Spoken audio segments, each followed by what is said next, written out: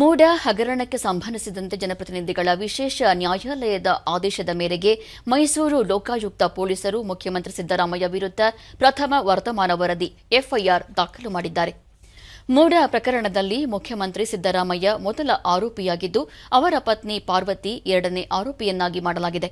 ಜೊತೆಗೆ ಮಲ್ಲಿಕಾರ್ಜುನ ಸ್ವಾಮಿ ಮತ್ತು ದೇವರಾಜ್ ಜೆ ಹಾಗೂ ಇತರರನ್ನು ಕ್ರಮವಾಗಿ 3, 4 ಮತ್ತು 5ನೇ ಆರೋಪಿಗಳನ್ನಾಗಿ ಹೆಸರಿಸಲಾಗಿದೆ. ದೂರುದಾರ ಸ್ನೇಹಮಯಿ ಕೃಷ್ಣ ನೀಡಿದ್ದ ದೂರಿನ ಹಿನ್ನೆಲೆಯಲ್ಲಿ ಎಫ್ಐಆರ್ ದಾಖಲಿಸಿ ಅದರ ಪ್ರತಿಗಳನ್ನು ನೀಡಲಾಗಿದೆ.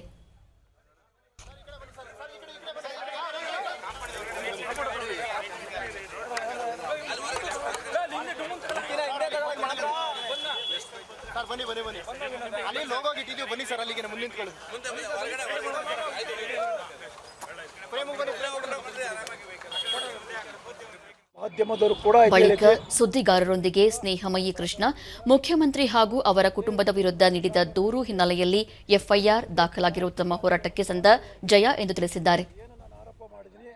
ಅದನ್ನು ಸಾಬೀತುಪಡಿಸಿ ಸಿದ್ದರಾಮಯ್ಯನಂತಹ ಅಧಿಕಾರಿಗಳು, ಜನಪ್ರತಿನಿಧಿಗಳು ಅಕ್ರಮವಾಗಿ ನಿವೇಶನ ಪಡೆದಿದ್ದಾರೆ. ಆ ನಿವೇಶನ ಎಲ್ಲವೂ ಕೂಡ ನಗರಾಭಿವೃದ್ಧಿ ಪ್ರಾಧಿಕಾರ ವಾಪಸ್ ಬರಬೇಕು. ಅರ್ಹ ಫಲಾನುಭವಿಗಳಿಗೆ ಆ ನಿವೇಶನ ತಲುಪಬೇಕು.